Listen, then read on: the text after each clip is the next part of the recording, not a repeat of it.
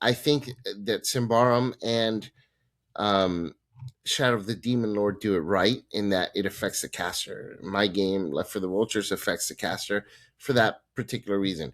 Then it's your choice. If you want to screw yourself up by doing something powerful, then by all means do it. Go all out. Go all out every fight. It just affects you. Um, but yeah, I don't know. What do you think? I agree. In most instances, yes, that is definitely the better way to utilize the mechanic. But for a campaign like the Darkest Sun, I think it was appropriate for that kind of campaign. It's Dark Sun / Ravenloft.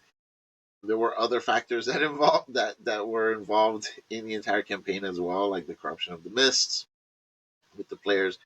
That could also tell I did a lot of wrong things in this campaign, but I think overall it somehow didn't really fall apart.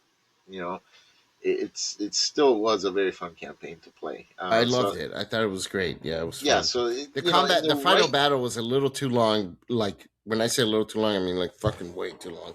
But well, other than that, I thought the campaign was great. We had Jeweler freaking given to the mist and become a second freaking final boss. So, which I did not plan on. I did not expect him to do that. So, yeah, it's for anyone who doesn't know, that was one of our players who betrayed the party and became a very important part of the finale here. As far as he was like one of the major villains at the end of it. So, yeah, but the campaign was really fun. I enjoyed it. I love the idea of mixing Dark Sun and Ravenloft. I think those were the two best settings for AD&D Second Edition. Really the only ones that came close were Dragonlance and like Al-Qadim. But I think Ravenloft and Dark Sun were my two favorites by far. And I think combining them was a great idea. I love the first session was fun in the arena. We we had like an arena fight. For anyone who doesn't know, Geo put like weapons all around the arena, and you had to like go and find them and items, and then when you grab one, then he'd tell you what it did, and then you can use that to your advantage. And we had a player who was who was playing a turtle character who just he had his arm chopped off by a goblin who used like a two-handed axe or something, and he got really upset by that. It was such a fun session. That first combat was so fun. And then later in the campaign, like just some of the things that we went through, Eric Westfall, the guy that betrayed us, lit up. We went to a merchant, and then immediately after the merchant caught fire and like burned down, and it was like the whole city burned down. And apparently, we didn't know at the time, but Eric Westfall was responsible for all of it. So it was fun. It was fun.